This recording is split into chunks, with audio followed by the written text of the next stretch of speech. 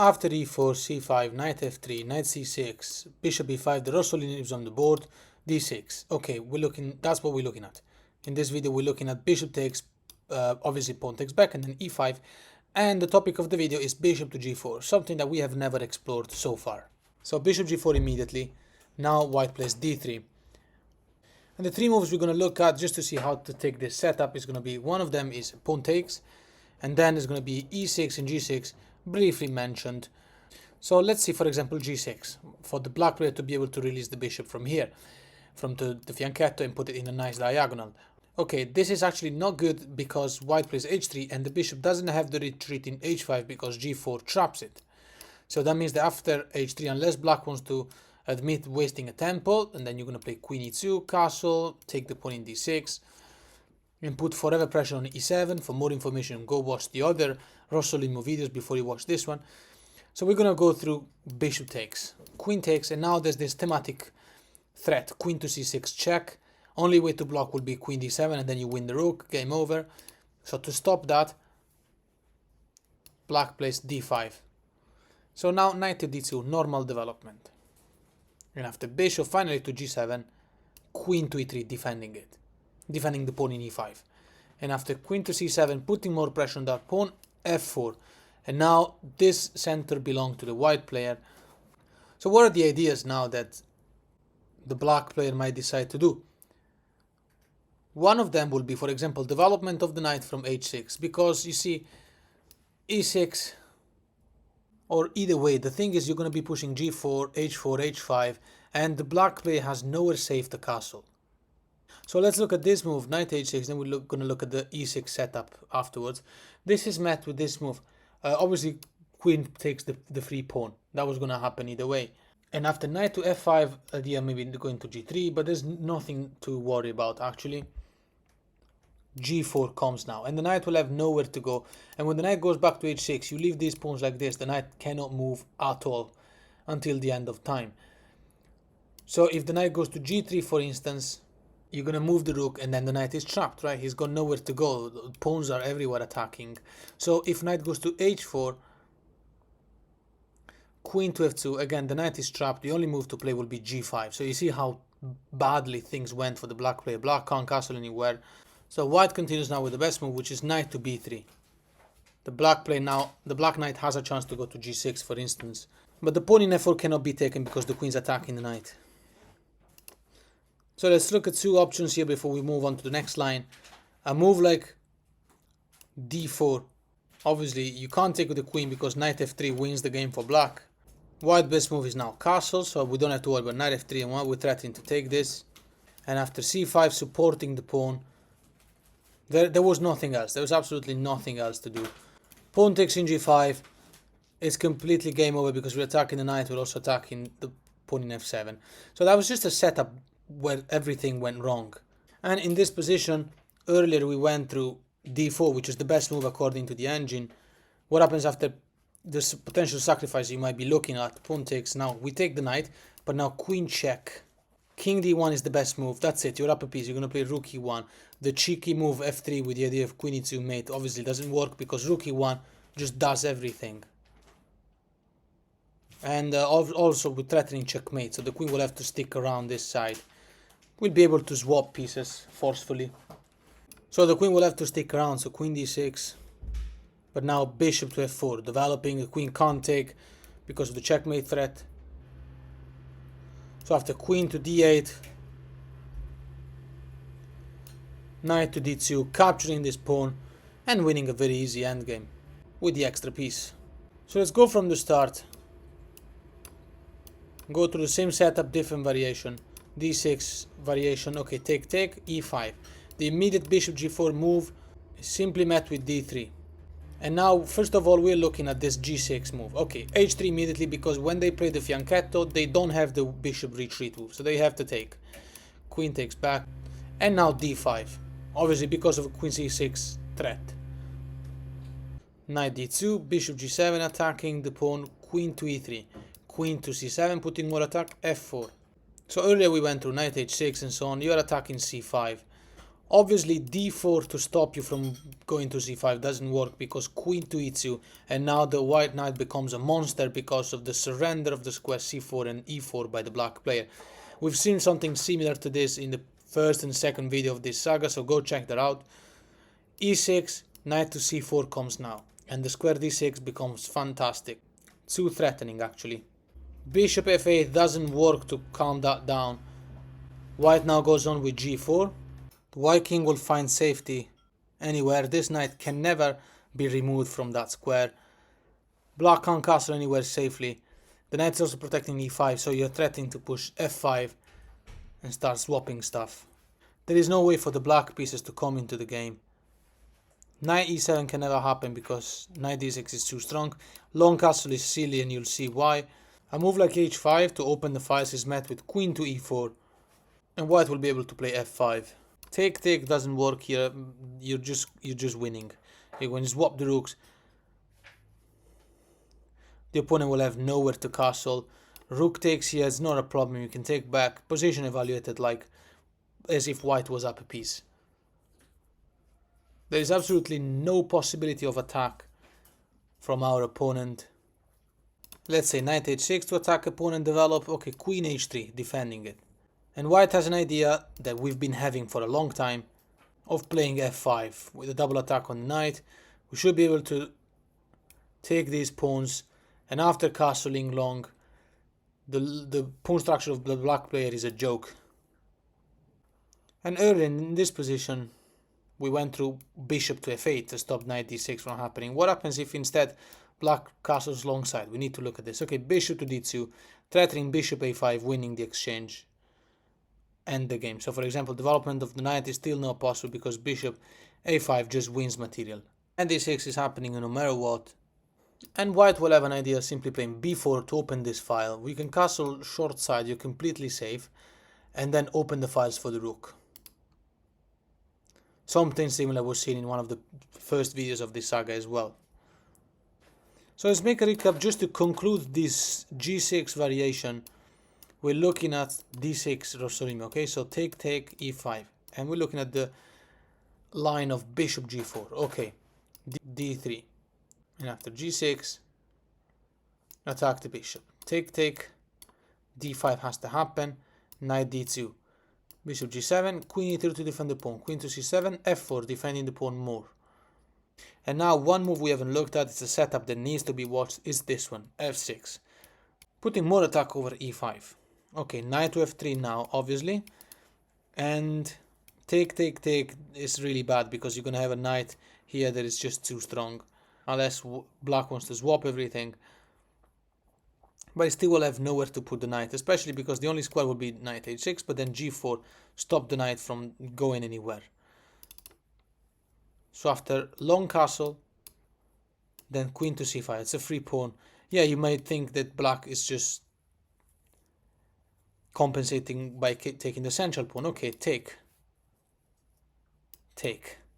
and that's it. You're gonna play d4, you're doing just fine. So if bishop takes and black is willing to give up the bishop, the fianchetto bishop for the in order to recapture the pawn, it looks like it makes sense. Knight takes, queen takes comes with check, but now bishop e3, white is winning, believe it or not. The white player is considered up a piece because now we're gonna play queen c7.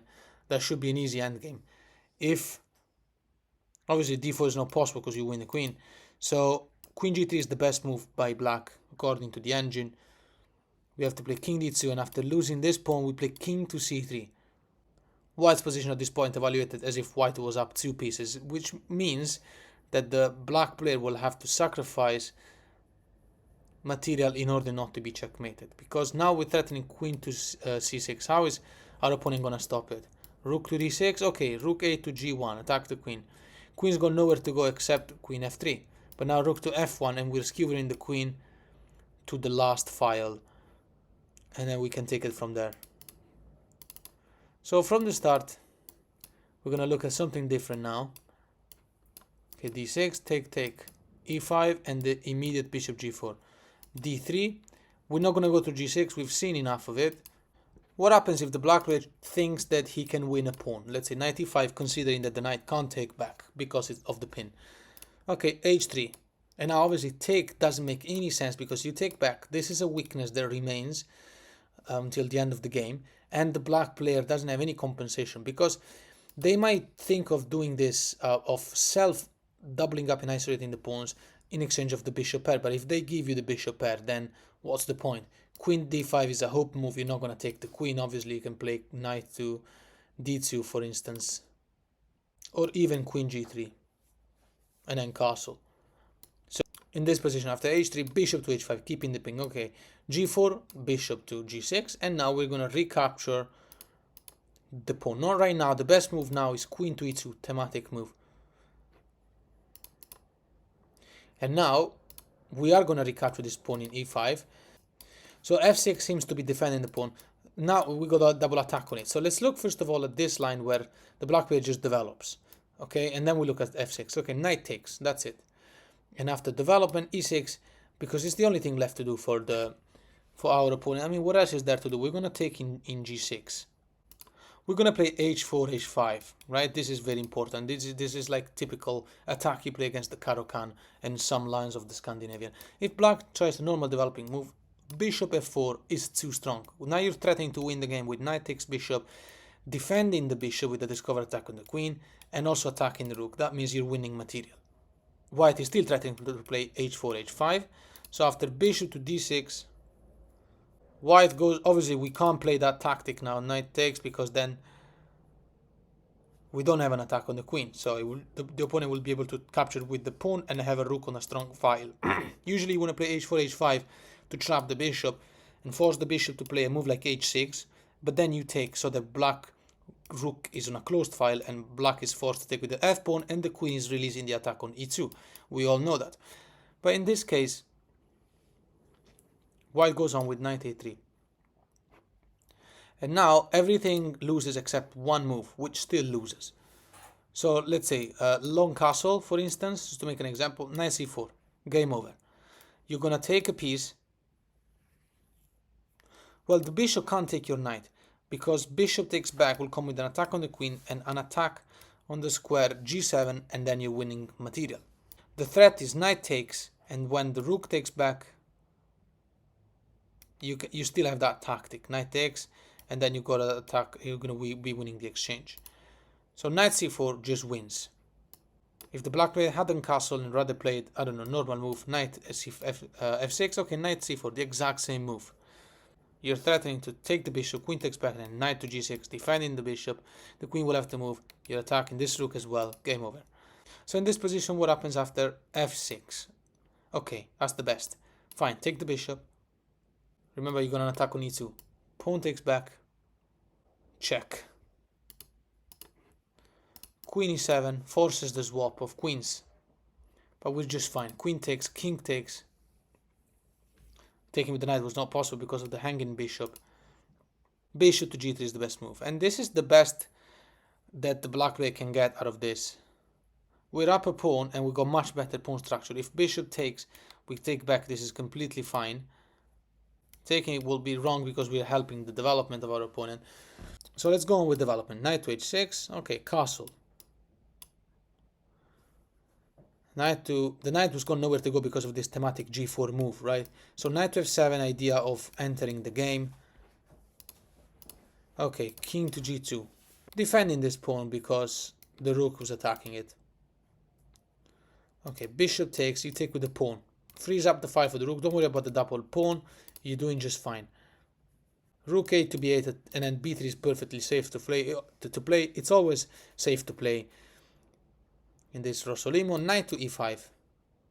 Okay, rook a to e1, attacking the knight. This is just a one endgame, and I'm just going on to play some example moves. But you're gonna have to take it from here. We're literally far in the end of the game. Move 20 or something like that. Black plays rook to d8, just playing the best moves for the opponent and for us. Knight to c4, putting more attack over the pinned piece. Rook d5 defending. g5, looking for some sort of Zugzwang. Of course, the pawn cannot take back, and neither can push because we got double attack on e5 square. Rook goes to d8, and now knight to e3 attacking the rook. Rook goes to d4, I'm going really far in the end game. Knight g4. Still exploiting the pin. And after rook to f8, take, take, take, take, check, king d6, rook g5. And look, you're up 2 pawns. The swap is fine for us. White pawn structure is completely safe. You're going to win this pawn as well. Can't make it any easier than this. So having a look once again at that line where we played queen c7, now we're going to play another move. So d6, okay, take, take, and now e5, immediate bishop g4, d3. We're looking at when the pawn takes, trying to win a pawn. Okay, h3, and now bishop h5, g4, bishop goes to g6, queen e2, putting more attack over e5. What happens if black defends it with f6? Now it seems like we've lost our chance to recapture that pawn. We don't care. Knight to c3. And after e6 to allow development of the pieces, knight to d2. These two squares look awesome. Bishop d6, knight c4, attacking the bishop. Knight e7 developing, let's look at this idea. Bishop to d2. And now after castle, did the black player manage to play a normal game now? He's got the bishop pair, the pawn in the center was safe, it's protected. What are we going to do? Well, we're doing just fine because h4 now is the killer move. Well, the killer plan. Knight to d5, the move we're all thinking about, and it makes perfect sense. The idea might be knight to f4, forcing a trade of our very strong bishop. Okay, long castle. And now obviously black will play knight f4. Well, no, I'm kidding. Knight f4 is a bad move because you can just take, and then queen e6, check and double attack on the bishop. Black loses the game. And in this position, instead of knight f4, what happens if bishop to c7? Simply saving the bishop from, saving the bishop pair basically. Rook h to g1, the idea of obviously pushing these two pawns, h and g pawn. King h8, these are all best moves. Rook d to e1, putting more attack over this backward pawn virtually. Rook to b8, always play b3. Knight to f4 now seems like it can happen. But now queen to f3. And after queen to d7, developing the queen and protecting in c6. Knight to e4. Position is so much better for white. White has no weaknesses, it's two incredible knights. We're going to open the files, and this king is in h8 is actually weaker than you think. What to do? Let's say knight to d5, normal move. Okay, we're going to take this pawn in c5, so that had to be protected. Queen to e7, attacking the knight and saving the queen. Okay, knight to a6, attacking rook and bishop. So after the rook moves, you can take the bishop, and after queen takes, looks weird. We've given away our knight, strong knight, but at least we took the bishop pair. Now h5 comes. You see, that was going to happen anyway. Bishop to e8. Bishop to f7 was pointless because black can never push this pawn, and then this one as well. So bishop to e8. But either way, we're going to play h6. Threatening to open everything up. Look at how threatening our pieces now get to be. Look how well placed they are. g6 maybe to close the file. If you think it's going to work, g5. Pawn cannot take here, and black couldn't have pushed g5 earlier because you could take it, right? So there's a rook here that will fall with the checkmate, by the way. So f5 comes now, but that's the moment we finally can capitalize on the positional concessions of the black player. Rook to e5, doubling up the rook, going to e6. If black were to play a defensive move to defend the e6 pawn, we're still gonna infiltrate. We've got an idea of knight a5 attacking the rook, and then c4 attacking the knight, removing the knight from there, and then bishop c3 should be just a deadly threat. And in this position, earlier we went through, the knight taking the pawn in c5. What happens after bishop to b6? Protecting it, at least trying. Okay, just go on with the plan. h5, you know what to do with that. Bishop to f7 maybe. Let's look at this type of idea. h6, same thing. Let's look at this type of idea, which we haven't seen. Also because g6 is not possible. Knight f6 is devastating. Pawn takes. Yeah, you can still play knight f6. Now that I think about it, comes with an attack on the queen. It's just devastating.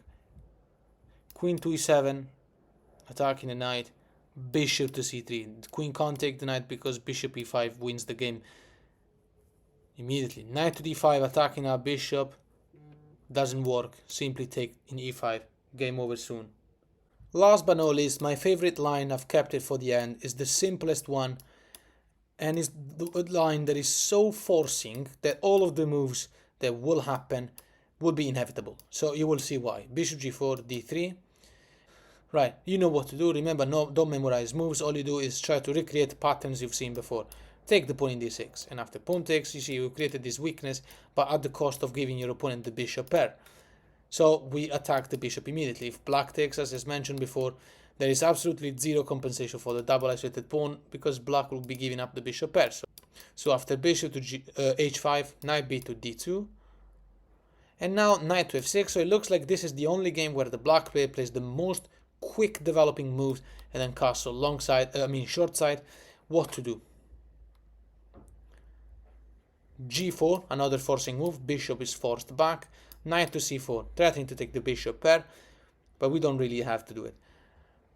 I mean, yeah, you should do it, but bishop to c7 now. Queen to e2, putting the p. You see how simple this game is, and they're all forcing moves. This knight can never be removed from c4. Okay, castle. How to continue? Why is it that the white player is better? Why is this position better? Not too much. Position is probably evaluated, as far as I remember, plus 150 or something like that. But why is it good? Because we've already advanced our pawns in the direction of the opponent castle king, and we can choose the castle the other side if we wanted to. It's up to us. And all these moves will come with a threat. Our knight is cemented in that square. White now goes on with knight f to e5. Attacking the pawn in c6. So after queen to d5, defending it and developing the queen, and also attacking this rook, rook to g1 will do the job. And now we're going to take this bishop no matter what. And we're also looking forward to pushing the g5, h4, h5, and so on. Let's look at this move, knight to d7. Now there's 3 attackers over that knight. Okay, take. Queen takes. h4, inevitable. h6, fine. h5, another forcing move. Bishop h7, g5. We're threatening taking the pawn in g6. It's too strong. Pawn takes. Bishop takes. We're threatening so much stuff. Bishop h6 will win the exchange. f6, attacking the bishop. Bishop h6, and now after rook to f7, putting more protection over the weak square. g7, long castle. White is completely winning. King to h8, unpinning the pawn with the threat of taking the bishop now. Bishop to e3, attacking in c5. This pawn is always weak. Rook to g8, putting more defense over that square. This g pawn will never push. Never. You can always take, and the file of the opponent king is always weak. b3 comes now. It's all a matter of Zugzwang. White is also thinking of bishop d2, bishop c3. Let's look at this move. f5 with the idea of f4. Okay, f4.